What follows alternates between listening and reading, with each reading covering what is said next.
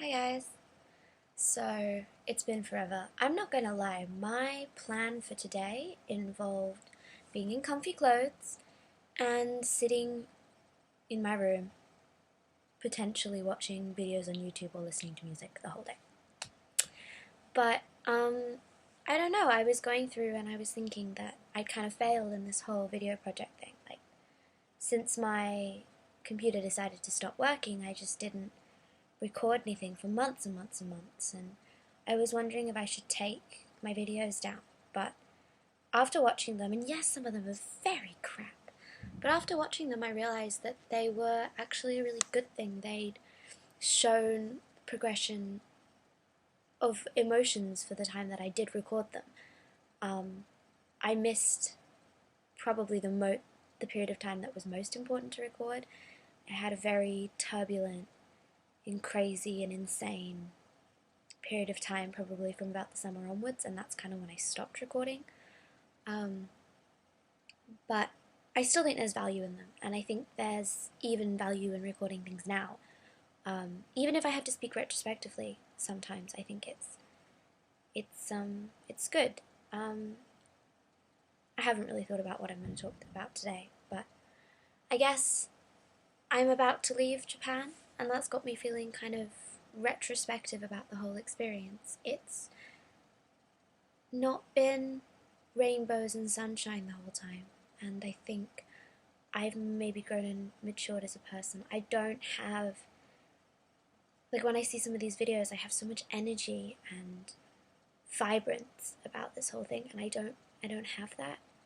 But I think underneath all of that, like, excitement and bubbliness, I've maybe had a more real experience, with all the benefits and the drawbacks that that entails. I don't think I would trade it for anything. I think it's been really interesting, I think, for me. I remember before I left for Japan, I watched this video, because I was watching like a bunch of vlogs. I really wanted to get into the head of people on this exchange program. And I watched this video of this guy who was telling you the truth about exchange, and he was going on and on and on about how people don't hang out after school, and it's so boring, and I think that's very dependent on the school you're in. I have friends who have that exact experience. They can't go out with friends because they're always studying, and I've had the same thing with some of my friends in that they have clubs so they can't hang out. But I thought to reduce it to that and then leave that as your lasting impression to everybody back home is very, I don't know, negative? I just didn't feel like that was an authentic representation of what it's really like to be here. It's so much more complicated than that. I mean, for some people, yeah, it's like my friends, I can never hang out with my friends, the end, but with my experience anyway, it's been a lot more like there have been moments of quiet and loneliness, and then when you do stuff, you're doing stuff for 3 days at a time and you don't get time to sleep and you're out all the time, and so it comes in spurts. I feel as though that is generally a product of the Japanese lifestyle. So it's like everybody's busy, but then everybody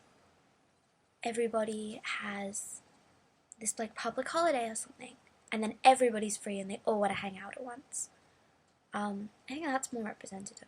I've definitely found on this exchange I've had time to myself, more than I would like, more than is maybe necessarily healthy for a person.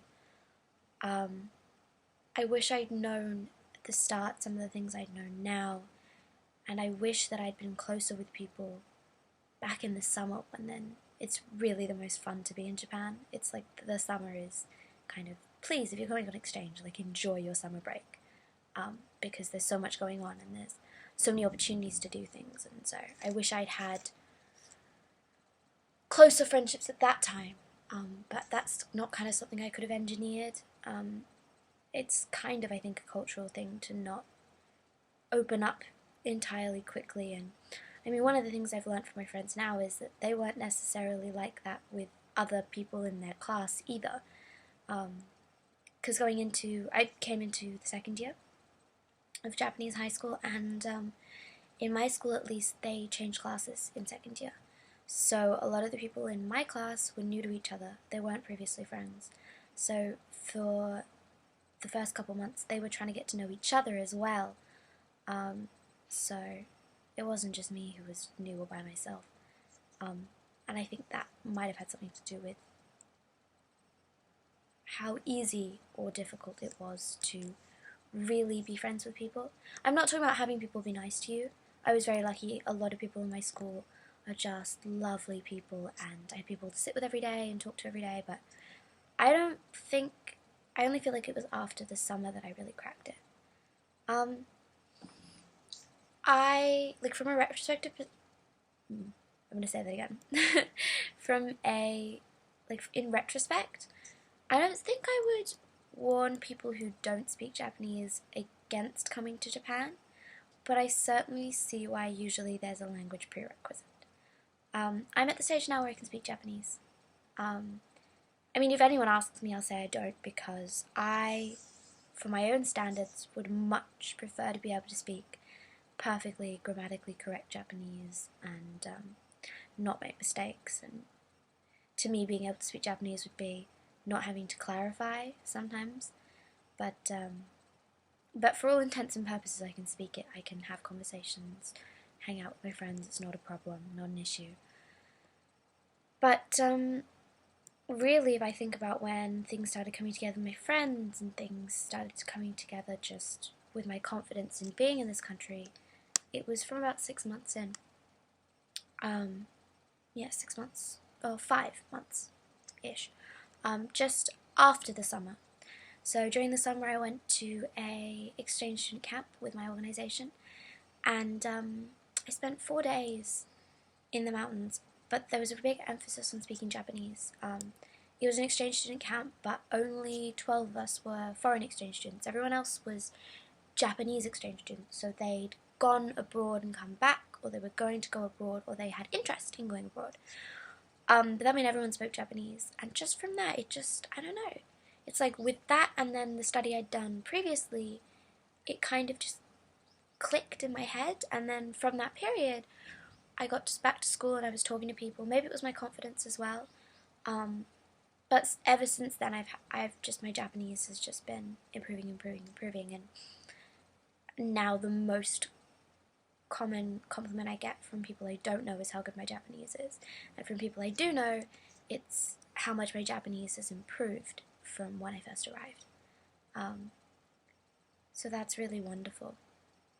But I do think that then from having the language, it was so easy for me to be friends with people and hang out with people and connect, and it helped with that feeling of like just missing connection. And it really is not so much a culture thing but a language thing, and that sounds so obvious, but I don't know, maybe I was more optimistic about it when I first arrived, that my friends would help me with my language, and they do, everyone offers, but to a certain extent, especially if you're meeting younger people. I feel like older people are different, but you're meeting younger people, you really need to have the language to start off with if you want to get close with them.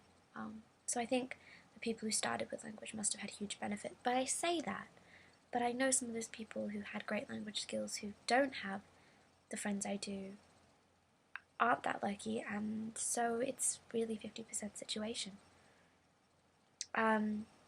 So too long don't read. I don't believe the people who say it's this amazing, brilliant, wonderful experience every day, and I don't necessarily agree with the people, or the person anyway, who was saying that it was this dreadful experience that everyone lies to you about. I think it's somewhere in the middle, and I think it's a lot up to luck, unfortunately. But yeah, I hope I can come back to you with some more focused videos this new year.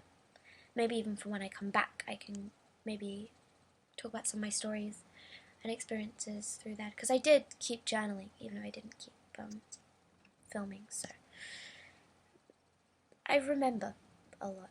It's been a very, very full 10 months so far, and I think it'll continue to be a full experience till I go home. But yeah, I think I'll sign out for now. Alright, bye.